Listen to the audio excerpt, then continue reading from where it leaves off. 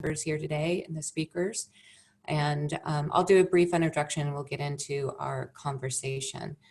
First, we have Judithe Registre, who's the Vice President for Programs at Girl Rising.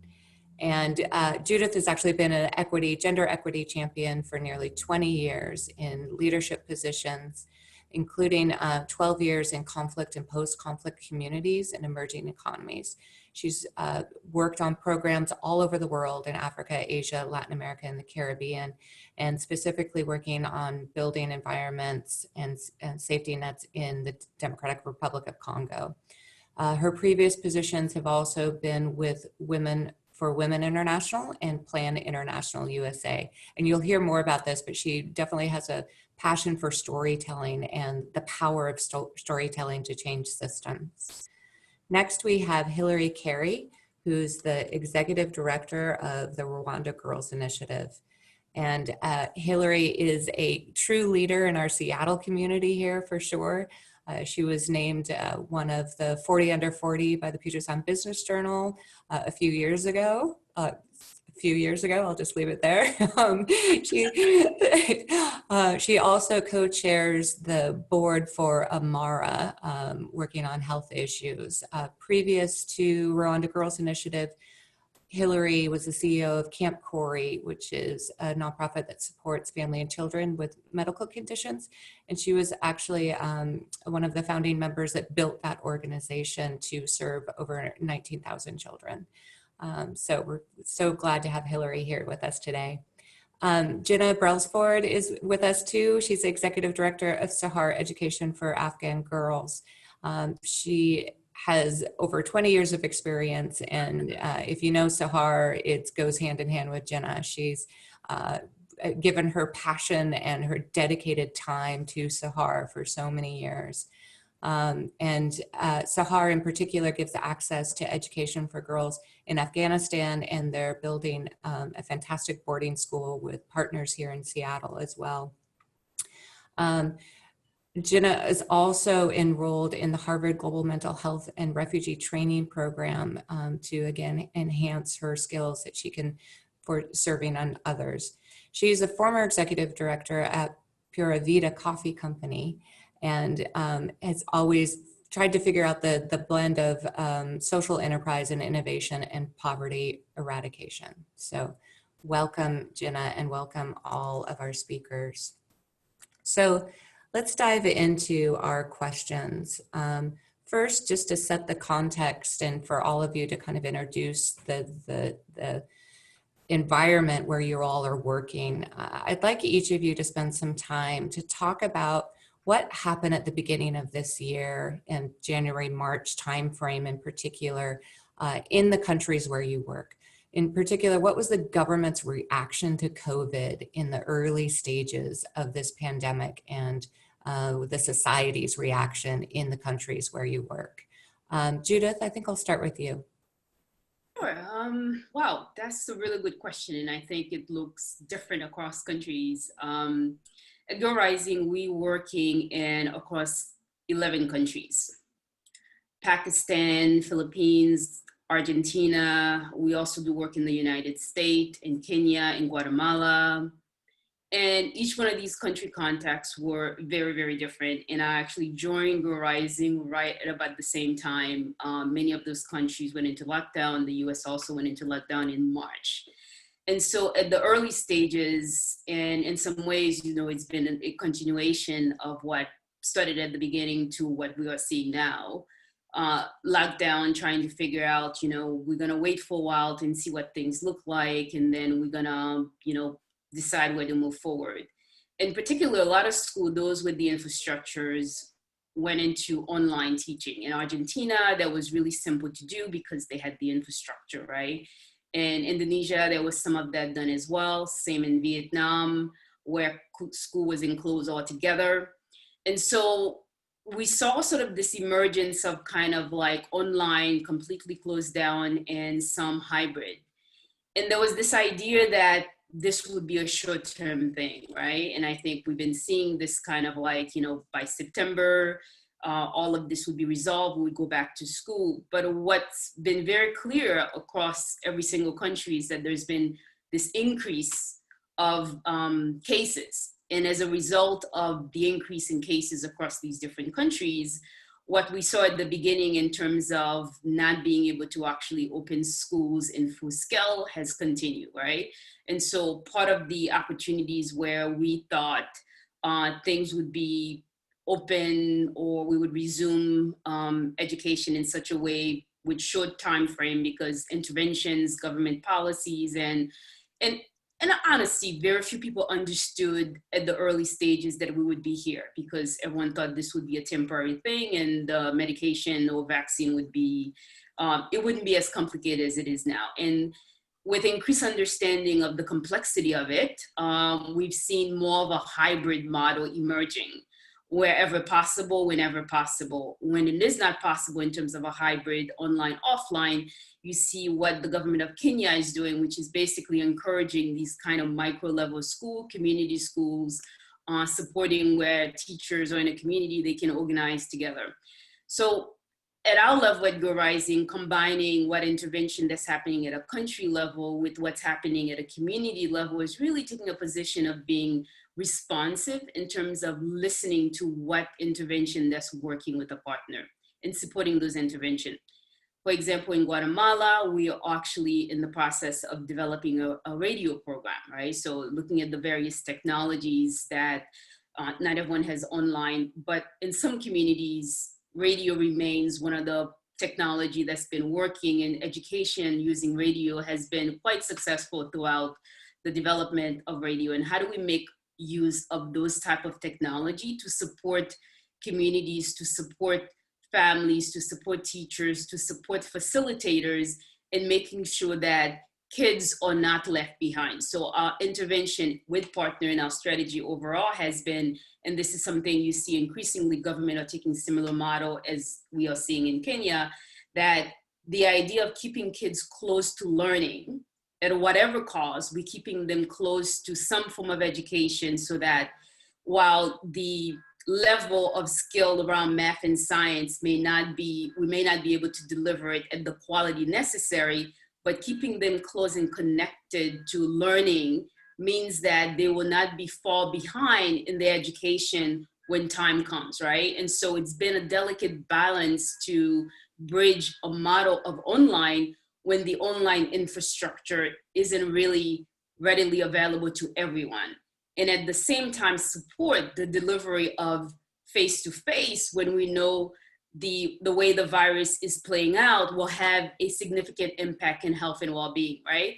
And so the balance of bridging hybrid and online has been sort of part of our strategy to support our partner with online delivery of programs for teachers and facilitators that are working very closely with teachers. Where those things are not possible, working very closely with our radio program, being able to deliver in that promise of an education for girls and for communities. And so those two strategies, I think, have been sort of really critical, both in terms of seeing how things have started out, where we are now, and countries where there was the likelihood of opening, those are no longer the case, because each time they think they've got the situation under control, cases evolve. And so we have been striking the balance with the national context, because we're dealing both in economic as well as a health challenge that impacts the education system. And so how do you respond? We've had to be agile, we had to be adaptable, because literally every week things are changing, right? And so in Vietnam and other countries where schools were supposed to open, it's looking like, certain provinces are saying like, we can't open, which means that the Ministry of Government has to revisit. So there's this constant, we think it's gonna happen, but it's not. So it's this real ability to actually stay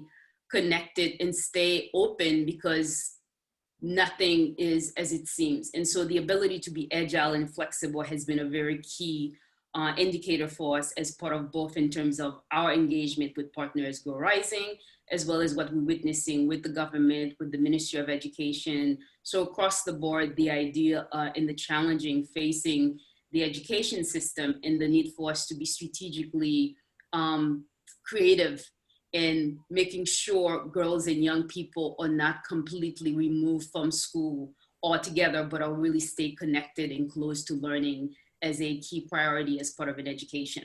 So I'm going to pause here because there's so much to share. I think it's useful to actually just set the stage in terms of understanding the complexity. It has meant that we've had to be able to stay flexible and adaptable because things are changing week to week as the situation evolves.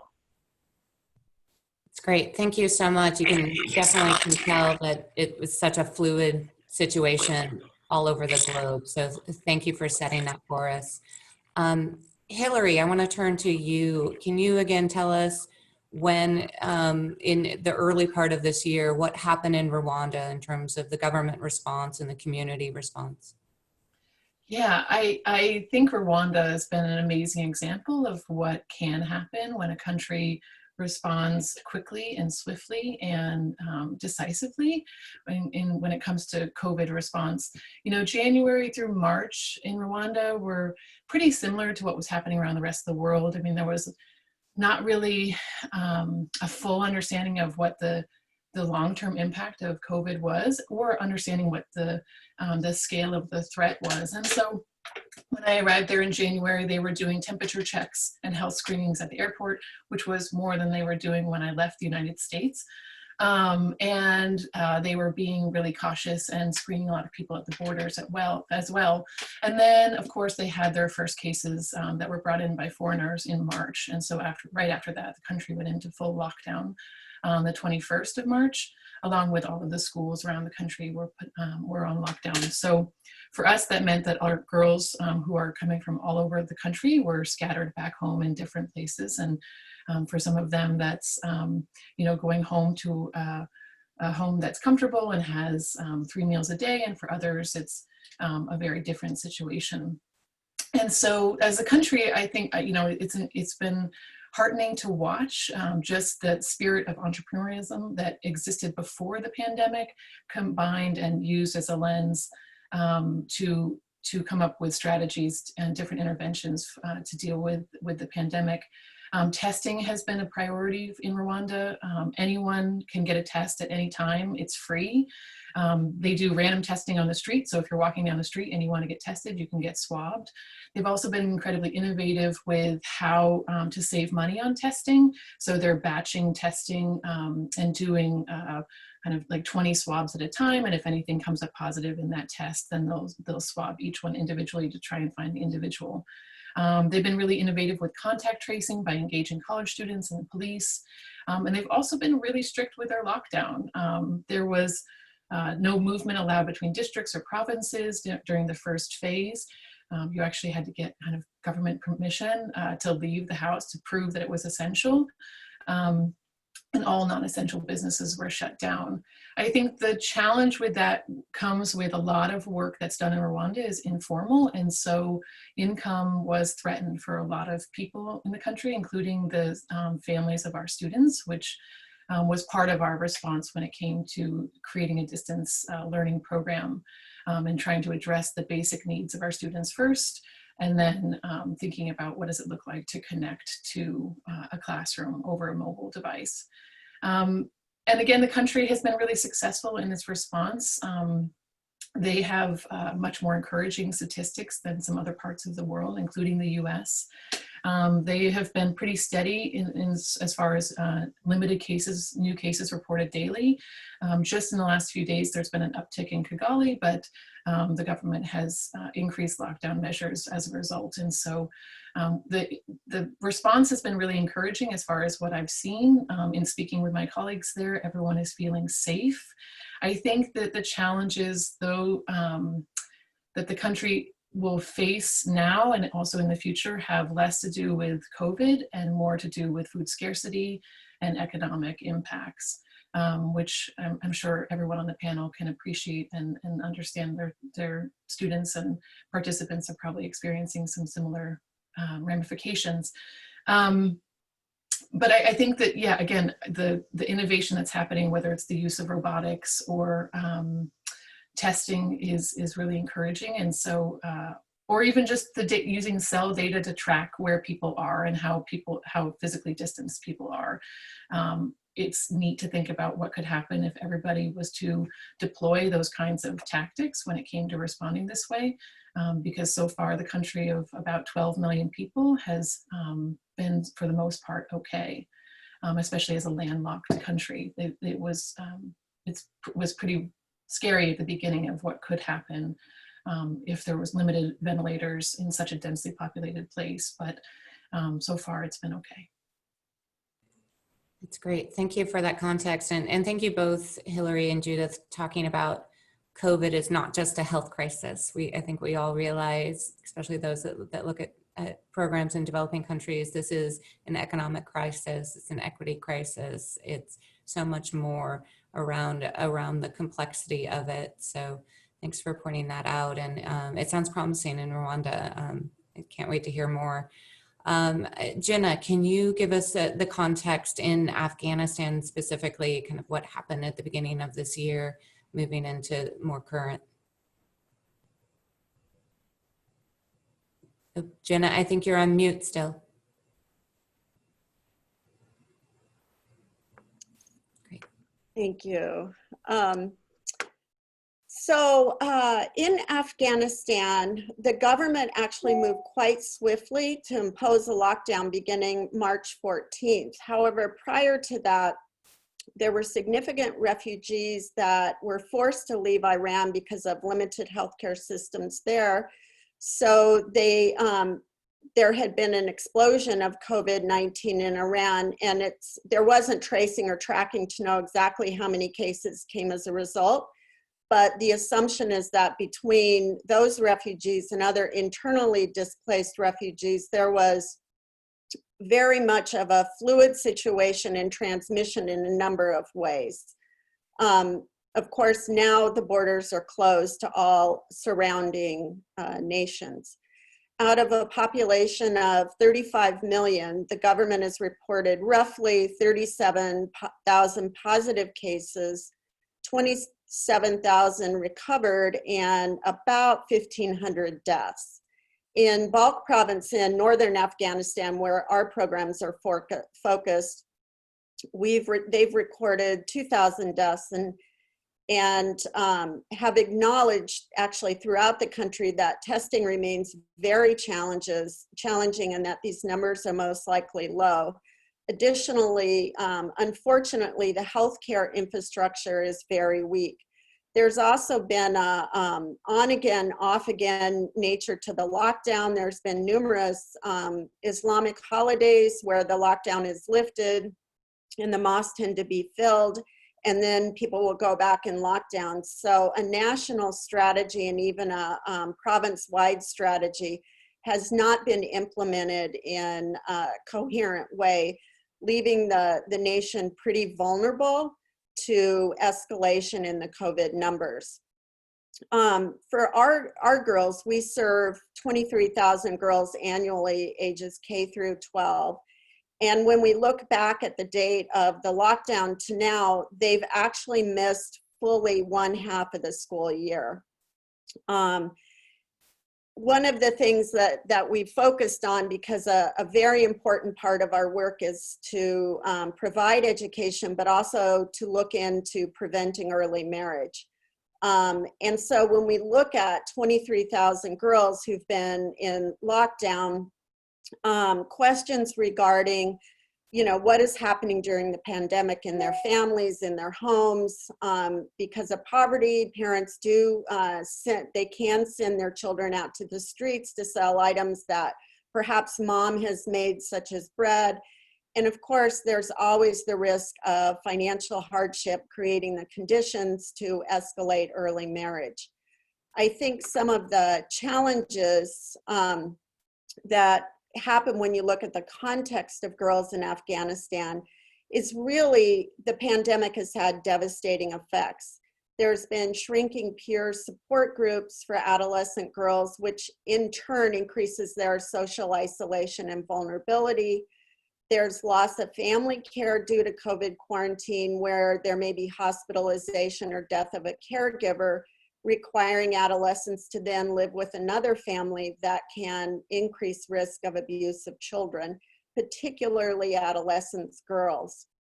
Rising economic uncertainty and diminishing livelihoods at the household level increases the incidence of child marriage. In Afghanistan, 52% of the population lives in poverty, and currently over 45% live with food insecurity. These school closures, where there were previously safe spaces to study, make young girls more vulnerable to any kind of abuse, including child marriage and pregnancy. For millions of young girls, these schools provided the safe environment where watchful eyes of teachers and other adults could identify signs of abuse and intervene on vulnerable girls. The ways that we've looked at adapting to this situation is, and let me preface this by saying today Afghanistan kids are going back to school, so we'll have a whole new sort of learning lab and research evidence that we can use to assess what happened to the girls when they were in lockdown, and then what will happen as the schools open up. When the schools closed, Sahar pivoted from in-classroom teaching of computer programs, early marriage, and men as partners in change to online technology, principally WhatsApp groups. And that became a tool for disseminating information, first and foremost on COVID. There was a lot of disinformation, so we attempted to talk about hygiene, social distancing, and then we purchased from women-owned businesses soap and actually distributed that along with PPE. As schools reopen, our programs will begin in person, and this will include sessions with fathers and mothers where we can continue the COVID-19 conversations, as well as our standard conversation around human rights and preventing early marriage. It's highly likely that we will see an ebb and flow of in-school classroom and lockdown. At this point, there is no strategy for providing masks for each girl and teacher, so we're looking into that problem, working with the Ministry of Education, and there also are no testing facilities or contact tracing.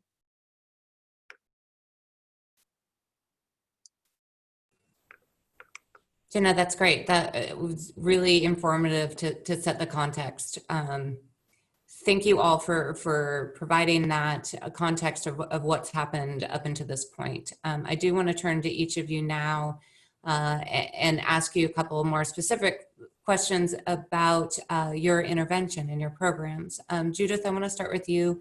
Please tell us more about Girl Rising. You've talked a little bit about the amount of countries that you're in and the different programs just starting, but because now we're moving into this new phase of some schools opening in some countries and some still on lockdown, can you talk about Girl Rising and what programs that they're doing right now to mitigate this this crisis? Yeah, thank you. It's a really good question. And so let me step back a little and just kind of building on my earlier point around sort of the context in terms of Girl Rising approaches and sort of what we are doing right now, right? The situation is changing, and both I think at the level of the government, at the level of organization, all of us are weekly adjusting our reality, adjusting the context and what we do.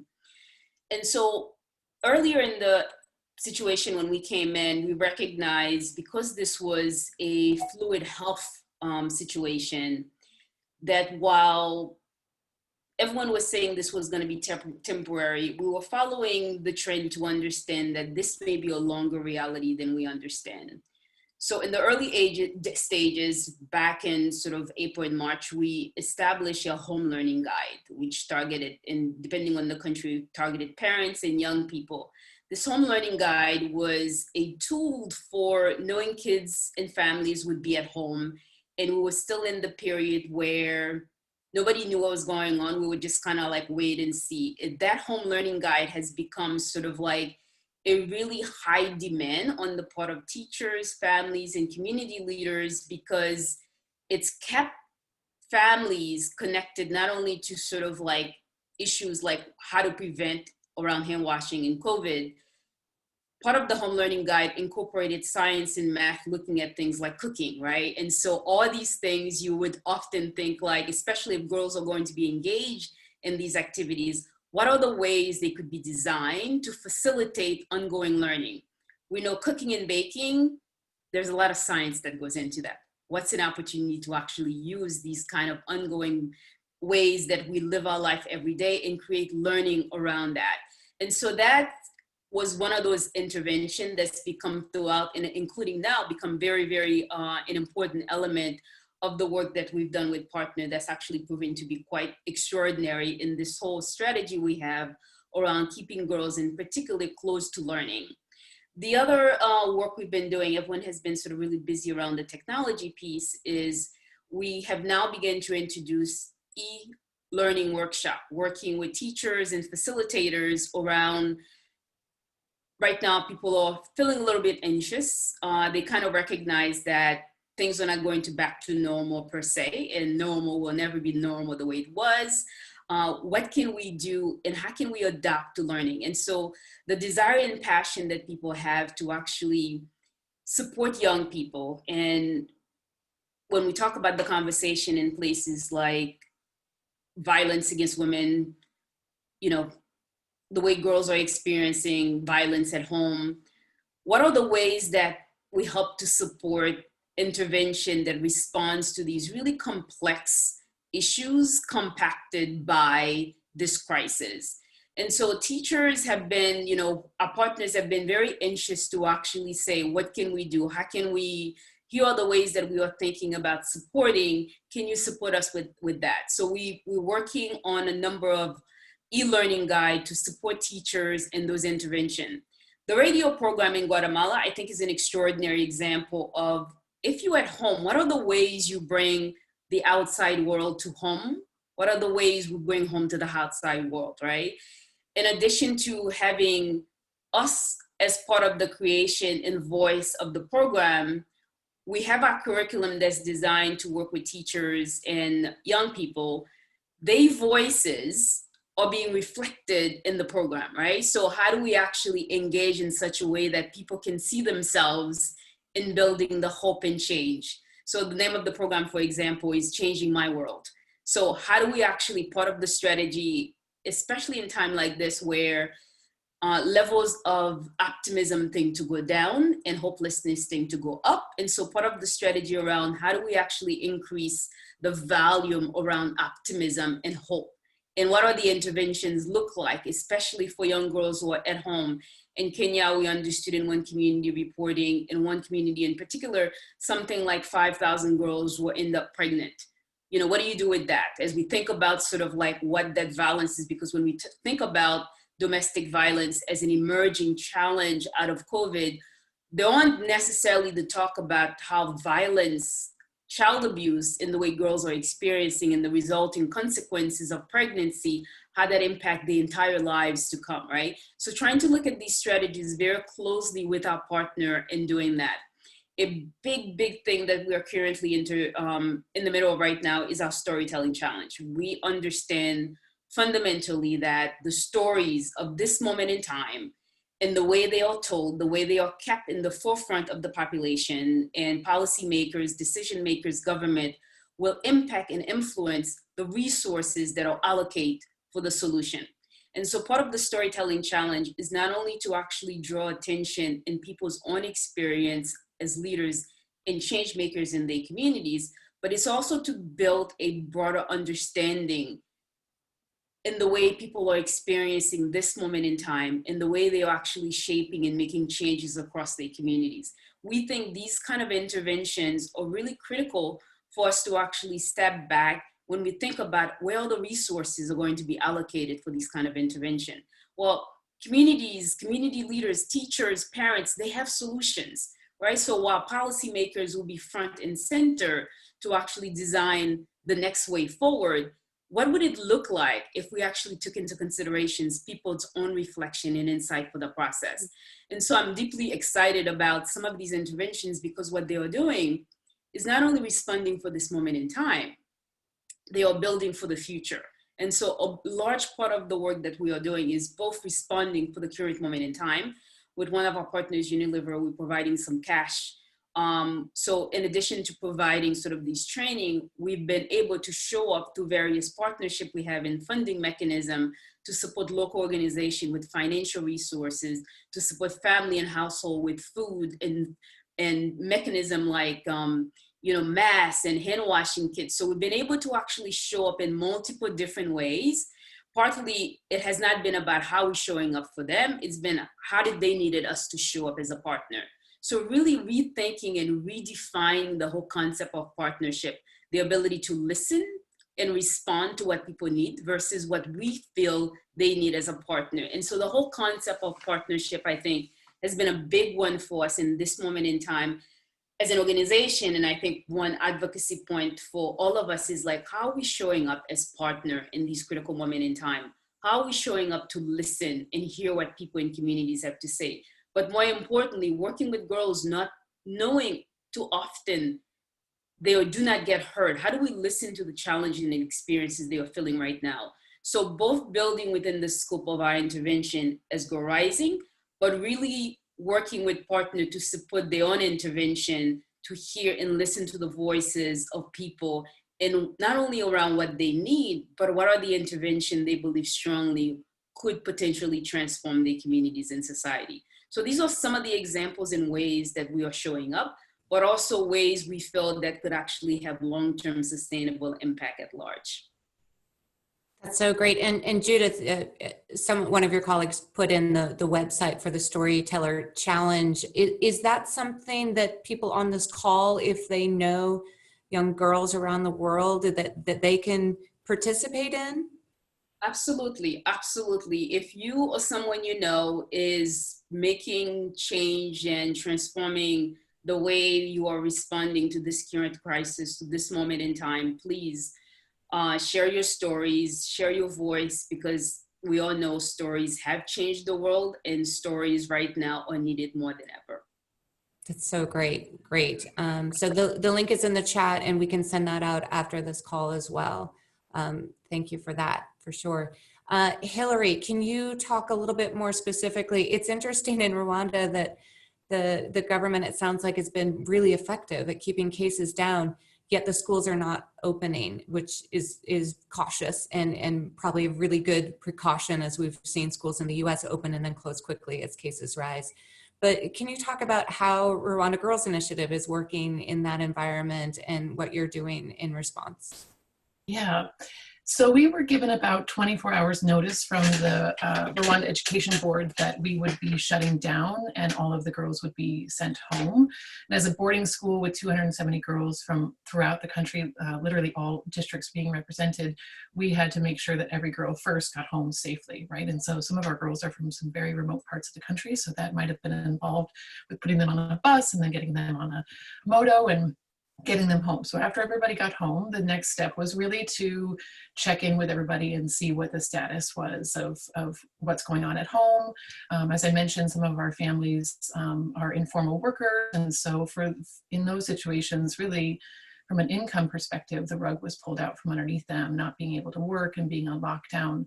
So whereas suddenly food scarcity was not an issue before, now it was. And especially with a child who needs to be fed returning home, who was not home previously, we just knew that the stress on the families was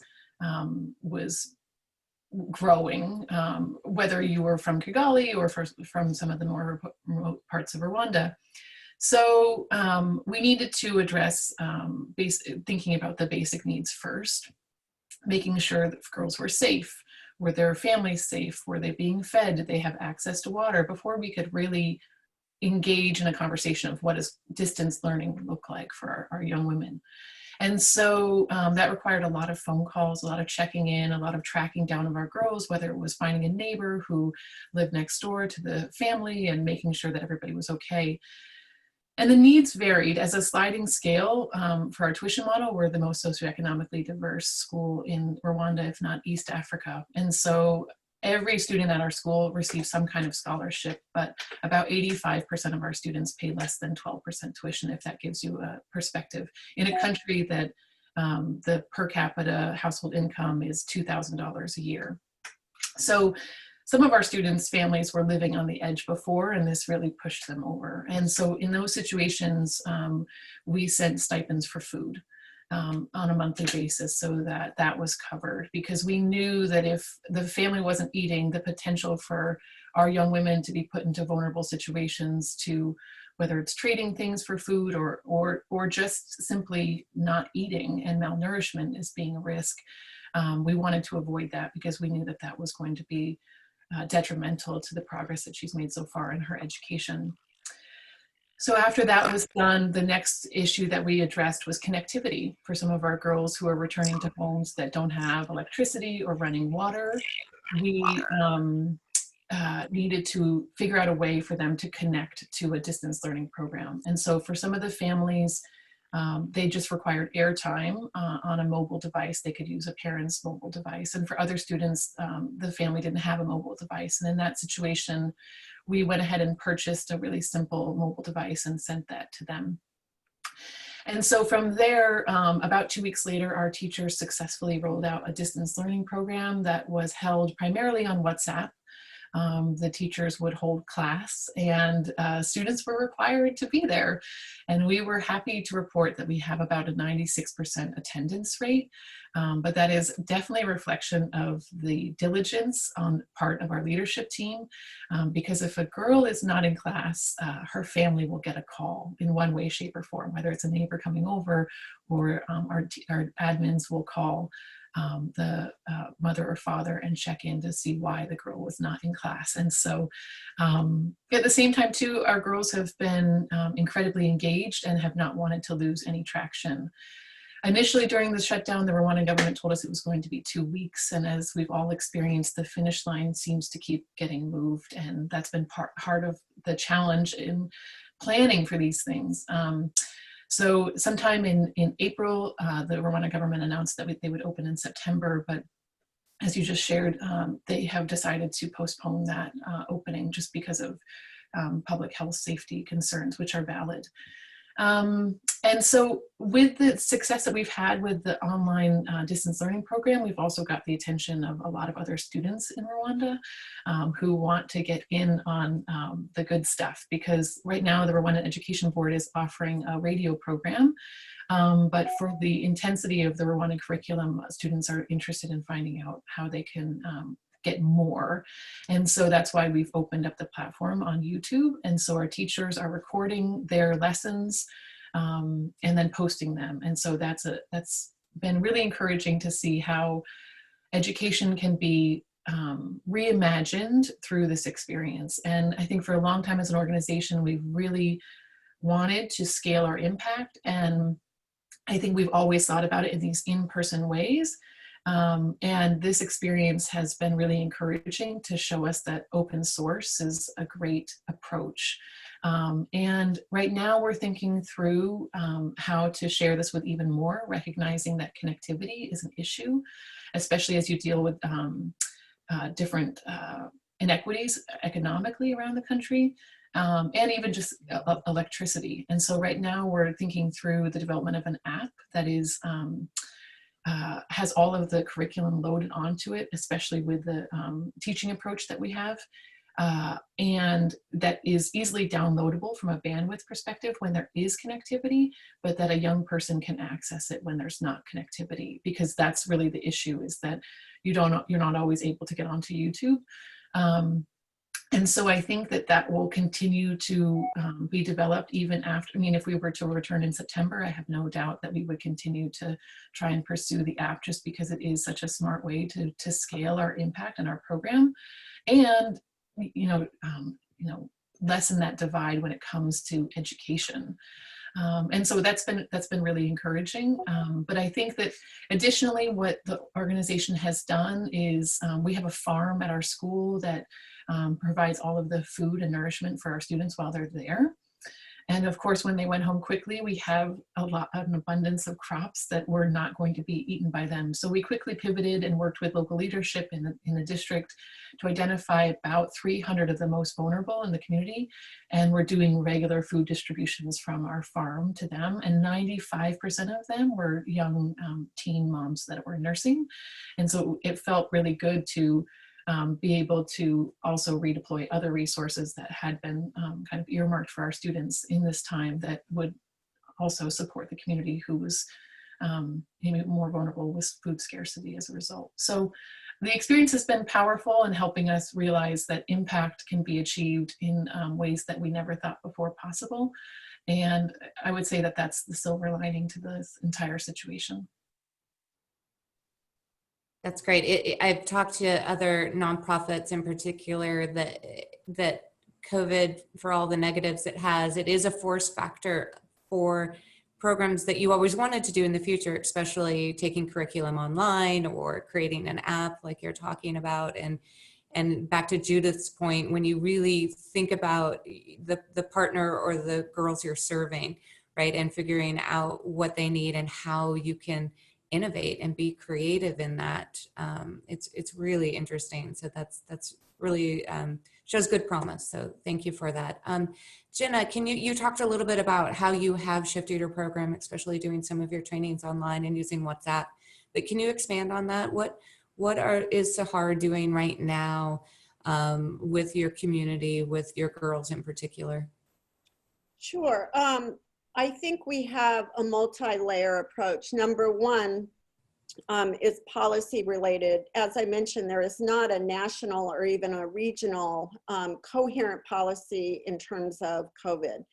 And I also was stating that the schools are opening today, but the jury will be out on whether that, how long people stay in school and come back and forward, which interrupts both online and in person. So one has to build up steam again.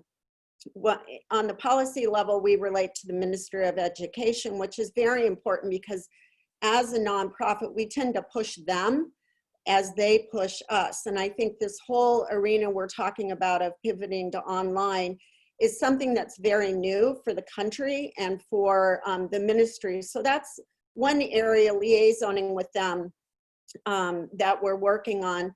The second level tends to be the community leadership and the families. Even with online learning, we have to get permission, particularly of fathers, because it's a patriarchal society, for girls to keep learning. And one way we've been able to do that is starting out on the public health level and passing around data points about how to stay healthy.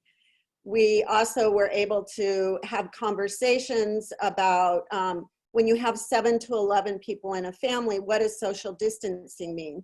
Is there a way that we could hold sort of pods of groups of students that would be in their own circle, similar to conversations we're hearing here, where there could be moving back into in-person learning? And we're in the process of that. That is also a conversation with the Ministry of Education. So I see us teeing that up quite a bit. After we worked around COVID and simultaneously, we then reinstituted our early marriage prevention program and Men as Partners in Change. And one of the key areas that we focus on is mental health and trauma. And we know from conversations in the US that the impact on children, on their brain development, on their emotional states, of the level of isolation, and even pivoting to online learning and the challenge with that, is something that we have baked into our modules in these two programs. And we're working with teachers through WhatsApp to not just have one way where the teacher designs a course and presents it, but to have a way for children to come back and speak one-on-one with teachers. And then we're also moving into designing ways that there can be peer-to-peer support. So if a girl is having a problem at home, she can speak about it with other girls and have that kind of open communication. I think those are really the main ones. The challenges have been when there's levels of illiteracy with our men as in intervening programs, we've been fortunate to have intergenerational work around topics related to girls' empowerment and girls' education. But I think similar to what other panelists have discussed, the connectivity issues, who has cell phones, who can actually participate, is very uneven. But we do find with many girls themselves that they're able to work with WhatsApp. The final thing I want to point out is actually two things. One is our staff. We have taken a lot of time to work with our own staff and the pressure they're feeling and the skill basis that they need to be able to pivot to WhatsApp or YouTube similarly. And I think that what we found is there have been doctors, psychiatrists in the US who have been willing to meet with our staff on Zoom and offer them a container to also process the challenges that they're experiencing, both in moving on to a different way of teaching, but in their lives as well. I mean, I think for all of us, when you go out the door, you don't know what's going to happen. And when you live in a war zone and you add on this complex layer of COVID, the people that work for us have experienced a great deal of stress. So I've been grateful to people in the US who are willing to give their time. And the final point I want to make, Judith referred to resources, is we had to go back to our primary donor. And well, actually the donor came to us, and we appreciated this, to talk about redeploying existing programmatic resources and stepping up to what is really the challenge in front of us. And I think that when we have donors funding programs, that flexibility, that fluidity, that deep understanding of the challenges we're facing, to not cut off donations, but instead to increase donations to help keep girls in school. Thank you, Ginna. That was so great. I just wanted to take a moment too to acknowledge the way you all have been working. A year ago, it was not this, right? A year ago, you probably had plans for the curriculum. You had got into a rhythm of what your programs look like. You all have been heroic, honestly, in the shifts that you have done in terms of your background probably isn't in food security or even giving stipends out, economic stipends. And as you've all mentioned, you have reimagined what your program is doing. And I'm sure there's something in each of your mission statements about serving your community. And that's what you all did. You didn't do it in the traditional way that you used to, but I just want to acknowledge that that's just tremendous that you did this. And even Ginna, as you mentioned, taking care of your staff, that's phenomenal. So just wanted to acknowledge that you all are just saying this, like, this is what we're doing, but it's amazing that you have shifted in these ways. So thank you for that. So I have one more question for each panelist, but then I want everyone attending to start thinking about your questions. Again, we'll ask you to type that in the Q&A tab that's on the bottom of your screen, and then I'll verbally ask those of the panelists. But I just want to ask one last question of all you about the future. We talked about the beginning of this pandemic and what you're doing now. What do you think of the future? Are you optimistic? And I know it's so fluid and you just don't know if you're, again, Hillary said she had 24-hour notice. So I think I would love to hear just what your general impression is of the future, given all the complexity of the situation today. Judith, I'll start with you. Well, I mean, you don't do this work and not be optimistic. I guess the question is, how do we actually maintain hold and stay hold while we continue to do this work, right? Like optimism, if you're in this work, optimism is in your blood. And the bigger question for us and Edgar Rising, and for me personally as a professional, is how do we actually show up in a way that we can actually, there is optimism and say we're optimistic, we hope for, and there's the active, there's optimism as a verb. How do you actually live optimism in times when there's so much, challenges? How do we show up and be optimistic when there's so much to be done? And I think, to your earlier point about sort of like, how we've been able to change the whole idea of what is risk management, what is risk assessment, what does it mean to pivot, what does it mean to adjust?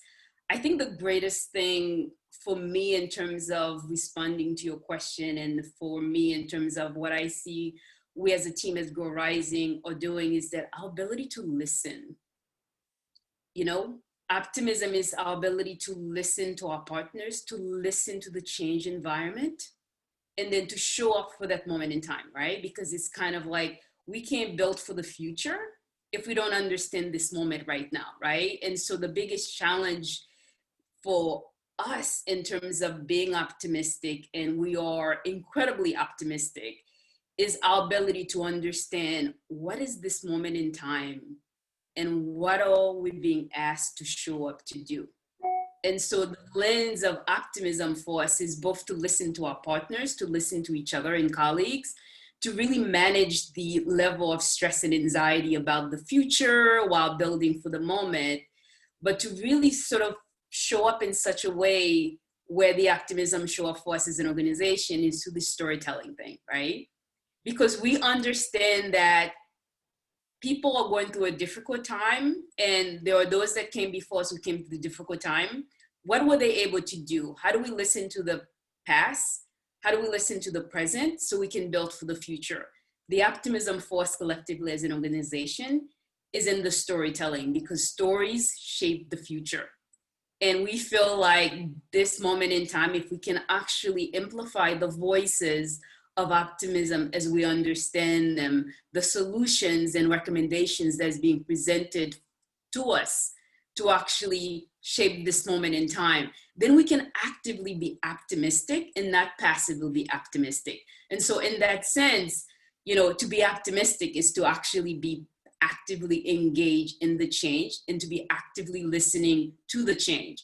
And so in that regard, it's beyond sort of being optimistic, it's being really active in the process of listening, in the process of building, in the process of co-creating collectively. And so in that sense, I don't mean to answer the question versus a yes or no. It's really to give context to why we are optimists and what are we putting in place to be optimistic. I love that. That's a great answer. That's fantastic. Thank you for that. Hillary, how are you feeling about the future in Rwanda?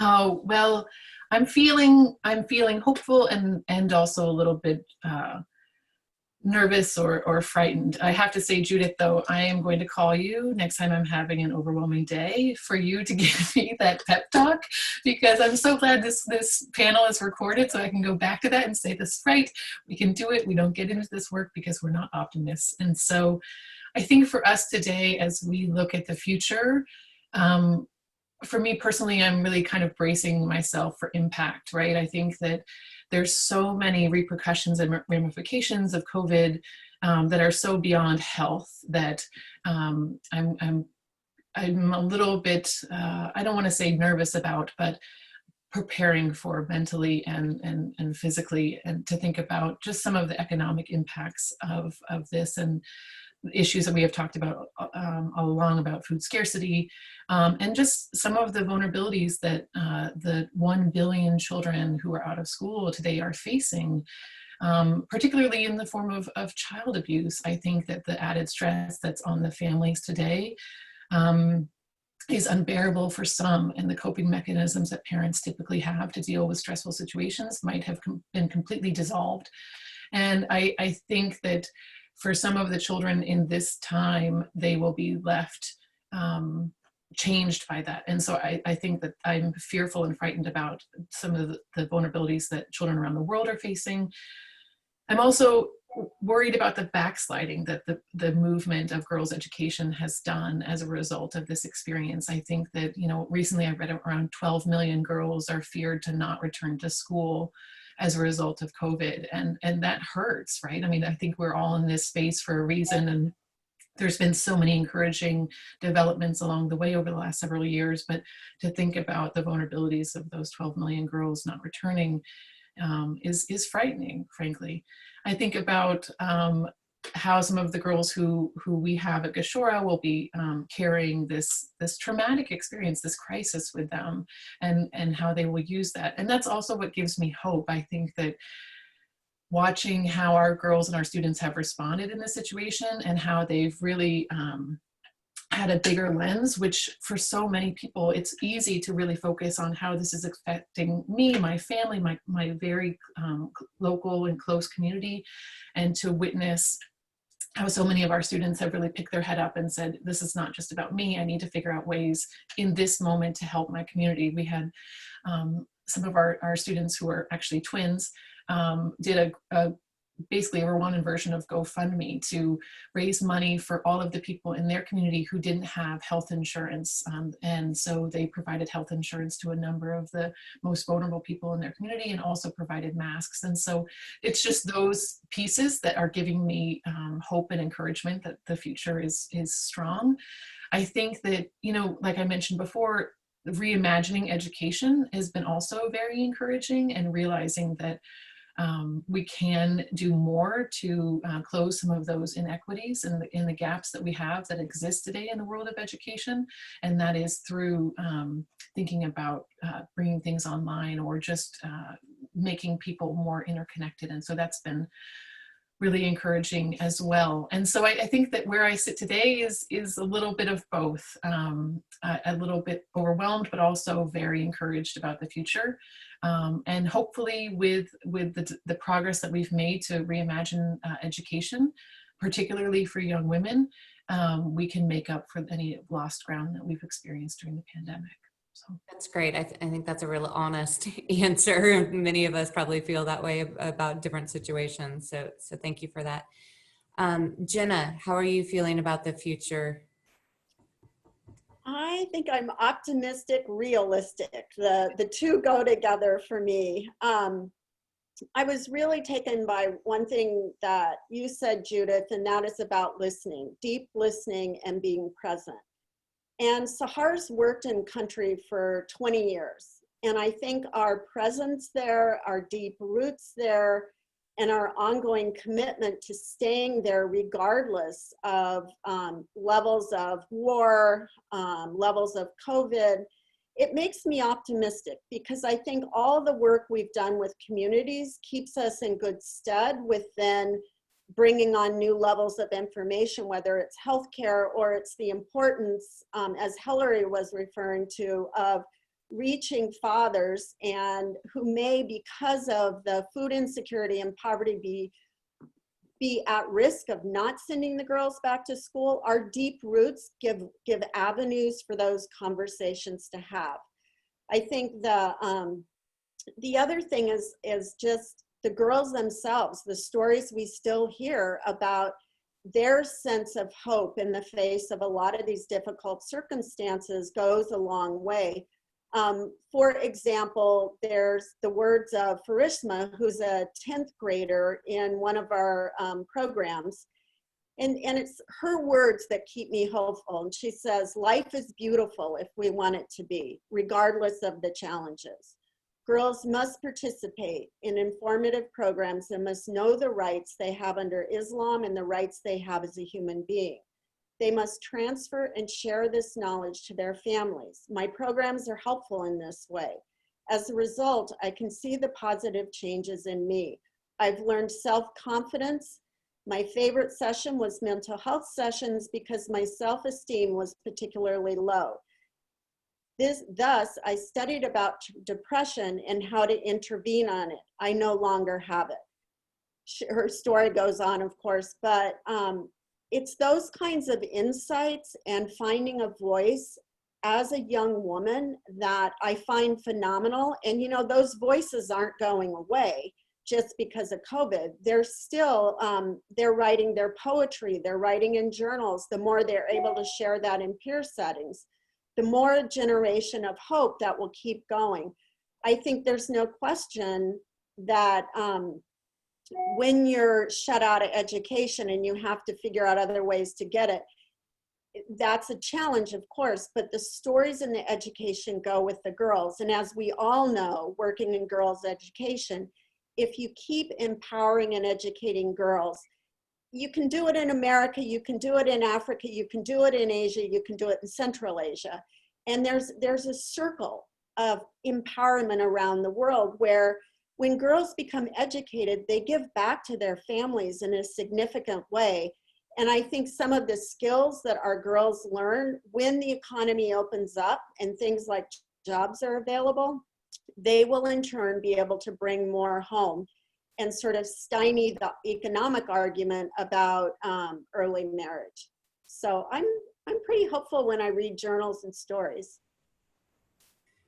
I love that. That's so great. And it's so wonderful that the three of you can find optimism in your work. I know it must be hard and tiring every day, but like Judith said, we wouldn't be in this line of work if you weren't optimistic to begin with. So that's so wonderful. I'd love to open it up for questions from the attendees. So again, if you have a question, there's some coming in already. Let me start with one. This is for Ginna. It says, can you speak more on how you're supporting students who don't have electricity? Is the primarily adjustment relying on pods? And how does Sahar's education approach adapt for different age levels and curriculum as well? So Ginna, you wanna answer that? Sure, thank you for the question. We use cell phones, and we find that many of our students do have cell phones, and ones that don't can collaborate, come to somebody's house and work in that way. So that's how we address the issue of electricity, as we work with the internet. We also provide money for girls to go and buy the cards that go into the phones so that people can communicate with each other. That's pretty much how we solve that. In terms of the adjustment to pods, we have pods on two levels. One is we keep the girls that are involved in the early marriage curriculum online. As they enter our courses, we do pre and post surveys, and we get all of the data of how to contact them. And that's been the way that we've been able to establish the curriculum at this point. The other pod model that we're exploring, and again, school starting today, will be keeping social distance and having a number of girls in pods and being able to teach within those pods. I can't give any data on that yet because we're just rolling it out, but that's one of our goals. And similarly, in working with community leaders and parents, we would have the same kind of pod where the teacher would be socially distanced. I think the biggest challenge for us will be the actual quantity of students we teach and how to reach them through a pod. It may in fact be easier to reach this quantity through WhatsApp, but I think all of us are talking about the loss that happens educationally if you can't meet in person. Great, thank you. And actually, a question came in that is very similar for Hillary, again, around this idea of connectivity, electricity in particular, and internet, and how you are adapting to that. Hillary, can you address that as well?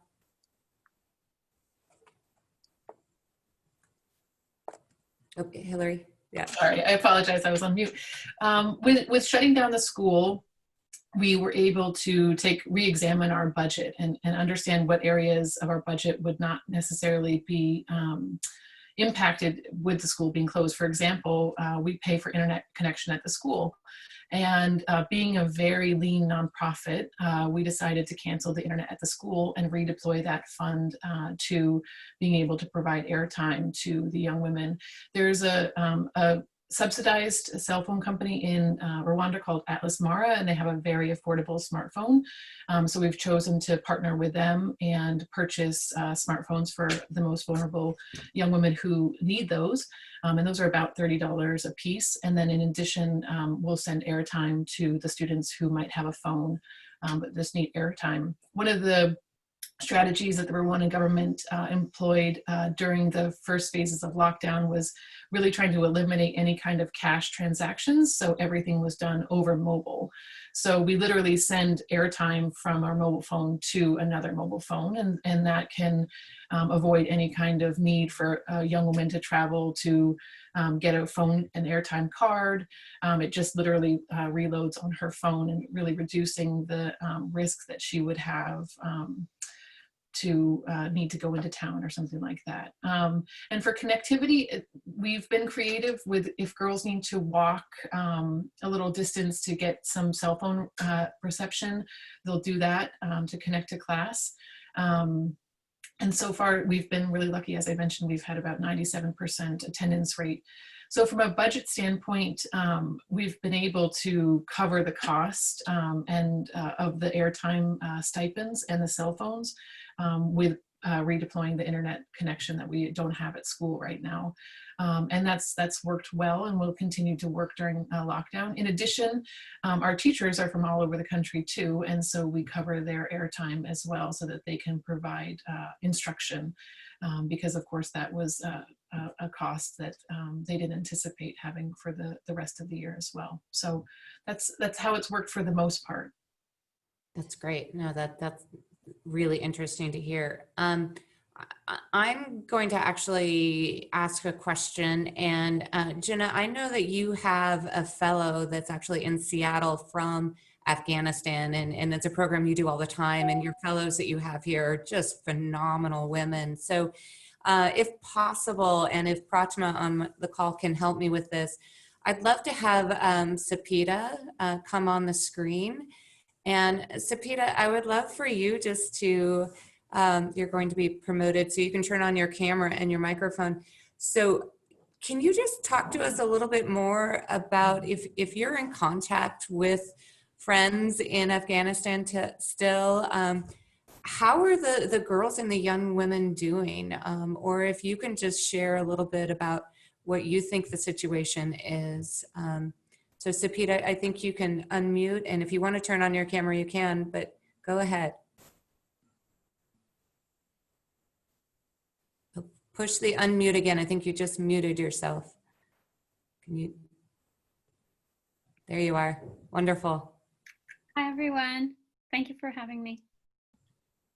Great. So tell us a little bit more about what you're feeling for the future in Afghanistan, and if you're talking to friends that are there, how are they doing? How are the girls doing in this situation right now? Well, as Ginna mentioned before, it's a stressful situation. It's new for everyone, and people are trying different ways to cope.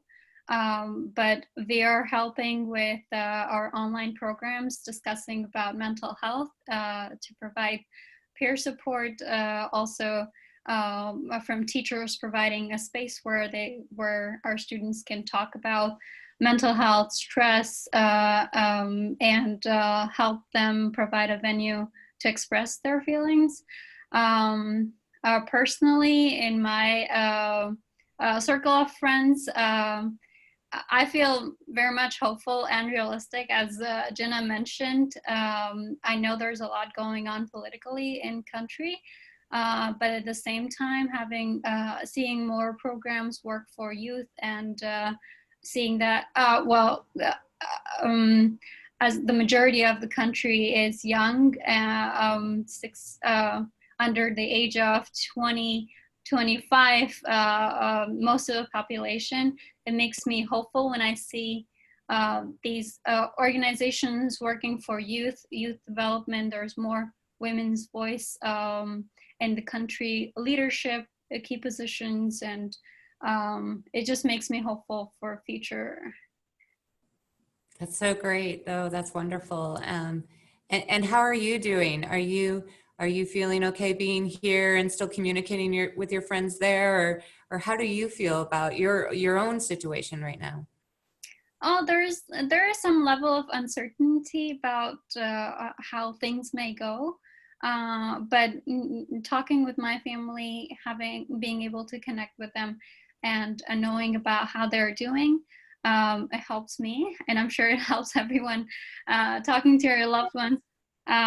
Yeah, I'm hopeful, and it's uncertain, but still we're there, and we're together in this. That's great. Great. Well, thank you for joining us for that question. Thanks so much. I think I now want to turn to Judith. I have a question for you as a follow-up. you definitely talk about the power of storytelling to create change, and that this is a moment in time where, as Hillary said, we can reimagine education. Is there something, if there's one thing that you can think of that you want to change in education, and it might be specific to one country versus another, but if you think about one thing that a positive outcome during this disruption, what would you hope would change in education?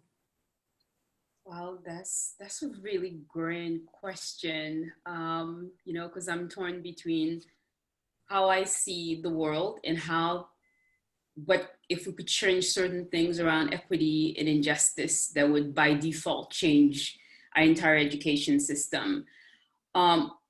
But I think to answer your question directly, I would probably say, you know, if we could get to a place where the way we teach can consider every single one of us wholly, right? Without the discrimination, without the overlook of girls, without the gender biases, without the class inequity, if we could get to a place where we could actually have quality education for everyone without exception to race, gender, you know, I mean, I'm starting to sound like a pie in the sky visionary, but in essence, if I could change that, and if we think about this moment in time, does it offer us an opportunity to reimagine society, to reimagine the world, that equity in the way that we can sort of have access to our basic human rights to exist, to an education, to livelihood, you know, would those things, could we create, could we redesign for that? And this is one of those ambition and dream and aspiration you have that you will continue to push for. And for me, that's a personal drive. If there's a change that could happen, that we could actually live in a world where those things were basic as part of our existence. And it's both in the context of education, because we know their opportunities exist. We know there, if we can understand these very basic fundamentals, then our existence would be transformed. And so for me, those very kind of grandiose ideas around a world where equality is a fundamental aspect in our education system, without exception, without consideration, in everything that we do, I think that would be a base for total transformation, a total reimagine of our world and society. That's so great. Thank you for that. And I love that you talk about the quality of education, not just access to education. I think there's a lot of metrics around access, which is critical, but I think all of you understand the difference between quality and just access. So thank you for pointing that out. Ginna, I have a question for you too, actually two questions. One, you talked a lot about supporting your staff in Afghanistan, and I think one of the developments in this crisis is that people in the US that have nonprofits headquartered in the US, we can't travel, right, to the programs and give that support that we usually do. And so this is a new relationship, but it sounds like you're taking this as an opportunity to really invest in your staff, which is also a long trend in global development of really building the capacity of in-country staff and even allowing decision-making to happen in country more and more. So can you talk a little bit more about that shift of even you, and I know you have a small staff in Seattle, but the idea of really empowering the staff in country, because one of the aspects, because that we can't travel there. And then also just give us an update on the building of your new boarding school. I'm sure it's been disrupted by this. Sure. Well, in terms of the staff, we have about 20 people on the ground in Afghanistan, and all are Afghans. So we began quite a while ago to build capacity and make sure that regardless of what happens with US-Afghan relations or donors, that we have a standalone group of people that can carry out the programs. And that's been a big part. So you get to know the team. And when it was actually Sapita Barmaki, our fellow who was just speaking, who had the idea to reach out to expat Afghans in the United States who are doctors, psychologists, psychiatrists, and to offer to our team through a Zoom the opportunity to conduct, you know, really conversations about how to take care of ourselves during all of this. And we're about to have our third session. So what's always interesting to me is people can sign up on their own will, and how quickly the team has embraced this idea of hearing an Afghan who lives in America with authority to be able to talk about COVID and all of its implications, and also to support people in the transition from typically being in a classroom as a teacher to how do you design, you know, a course online and distribute it on WhatsApp. So all those sorts of value add skill building. But I think really watching Afghan American doctors step up and want to reach out and help our team has been really, I mean, it's been amazing. And so that's how we're doing it. And I do just again want to say Sapita has been spearheading that and done an amazing job with it. In terms of our school, that is also, I was going to bring that up under the are you hopeful or optimistic. We are able to keep building the school. We are at a much reduced pace, but I think the buildings that we build are symbols of hope for the community. And for us to keep building during this time at a much reduced level, it's building hope that times will get better, people will be back in the school, and in this case, girls from rural areas will be boarding in school, and obviously giving us the opportunity similar to what you have, Hillary, of 24/7 programming, which sort of gets to the heart of the qualitative issue that Judith brought up. In our schools, you currently have girls going through 3 shifts. So we know they're not getting 8 hours of education a day. And I think, you know, my dream is that we will reach the 0.25% of girls who are not in school and be able to replicate our programs in areas hit by war much, much stronger. That's great. Thank you for that update. It's so great to hear that you can still build that school. The design looks amazing. The purpose is amazing. So thank you. Hillary, I have another question for you. You talked early on about how you actually were hopeful because of the Rwanda government response, and that it was pretty effective for lockdown, and that the testing and the tracing is really providing some hope. And it sounds like there's been some strong leadership around this. And so actually to bring that in, I know leadership is not just the president and the government officials. And so I want to bring that question for you, for your teachers and for the partners that you work with specifically, your staff. How are they doing? And again, similar to the question to Ginna, how do you feel like you're supporting the leadership there in country to thrive? It's a great question. I think that, well, obviously our teachers are metabolizing and handling the stress of the same that everybody else is. They're not on a different lockdown than anybody else in the country, or many of them have families, so they're dealing with the same burdens that our students are. But they've also been remarkable, and almost as if they've been preparing for this moment. I think that one thing that Kishore has done really well, if we talk about quality of education, is we've been delivering the Rwandan curriculum since the beginning, but how we do it is very different than any other part of the country. And that's part of the reason that our young women are so successful, and we have a 97% matriculation rate, and they're going on to some of the best universities in the world, is because of our teachers and how they have approached teaching the Rwandan curriculum, which is very straightforward and also intense and complex, but how they've done it, and primarily relying on the use of technology throughout all of the different subjects, whereas in some parts of the country in Rwanda, computer science is treated as a subject, a standalone subject, and technology is not used to teach chemistry. And so it's almost as if our teachers have been preparing for this, because for years they've been using technology to teach the students, whether it's using OneNote to compile all of the notes, or using Microsoft Forms to distribute tests.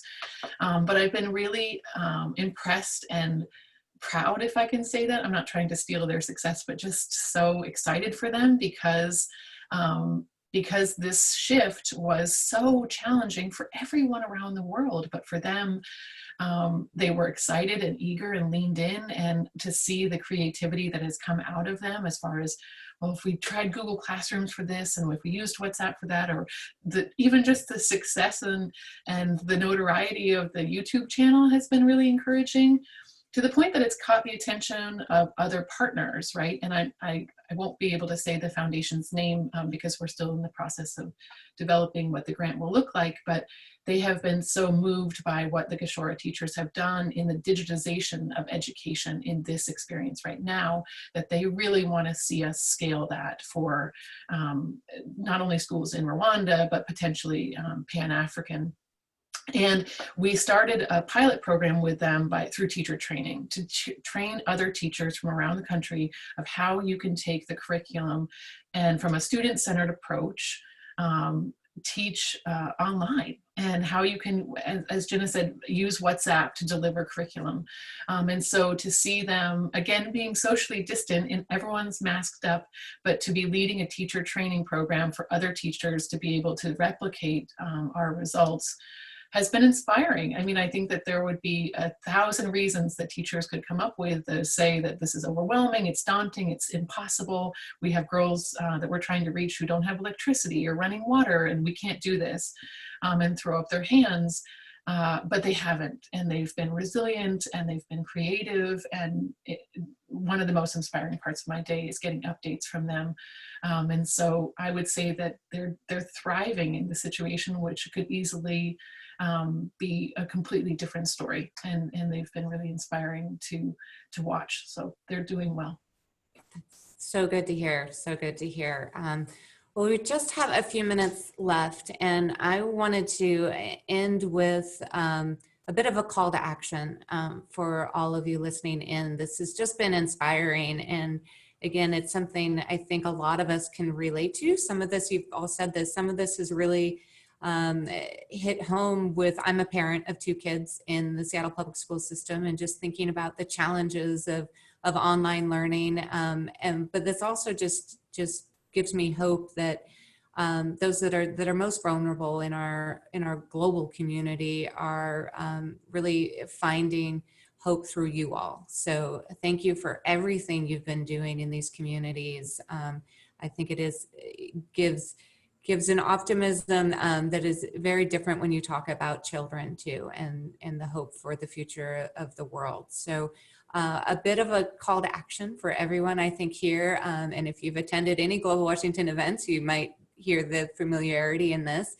But we are recording this, and it is free for any Global Washington member to view, and we'll make this available. But if you learned something here today, please tell other people about it. Tell something that you've learned, or some innovative approach that these organizations are doing. So tell your neighbor, tell others around about the possibilities of really lifting up, especially girls in developing countries. The second thing is learn more on your own. A great starting point is to look up each of these organizations, and in the chat there's been some links, and I think one of them is about Sahar's boarding school and the design around it. So learn more, look at each of these organizations. Also, Global Washington has an issue brief about education in the time of COVID, and that's on our website. If you're on our newsletter, you should have gotten it as well. Read about it, learn more. There's other Global Washington members, several of them are on this call as well, that are listed at the end of the issue brief, that work all over the globe. So find out what your passion is, if it's a region of the world, if it's a topic, and learn more. Lastly, I want to tell you that if you know Global Washington, you know that we have an annual conference every year, And of course, this year it's going to be different. We are doing something virtual, but we're doing something actually very different than just a conference. We are partnering with 6 other cities around the United States to create something called 17 Rooms. And this model is based on a Brookings and Rockefeller model where you're looking at the 17 Sustainable Development Goals and diving in deep to those. And the frame we're using this year obviously is COVID and the setbacks to the Sustainable Development Goals due to COVID. And we're also looking at this time in our history around equity, especially racial equity here in the US, and what that means for global development. And a lot of people are really thinking about this differently in terms of decolonization. So we're going to be looking at that. And again, the frame of it, we'll have something public in a few weeks, but we're looking at partnering. So it'll be 7 cities looking at the 17 SDGs leading up to December 7th. Because then we'll have a national forum that brings all the city conversations together. So there'll be ways for all of you to engage. You can engage in a conversation about education if you'd like, that's actually being hosted in Minneapolis. So you can virtually engage in that conversation and also engage in conversations here in Seattle and then part of a national forum. So Global Washington's very excited about this new initiative we're doing. So we're launching it in mid-September. So look for more information there. But we're at the end of our time, and I just wanted again to thank our speakers so much for your time, for your work you're doing every day. And like I said earlier, it's exceptional that you've made all of these pivots. It's not just something that should be expected of you. It's really exceptional and heroic in what you're doing. So thank you so much for your work. Thank you all for attending today. And again, we'll be in touch through Global Washington for future events and future information on all topics global development. So thank you all. Thank you very much. Thank you. Thank you.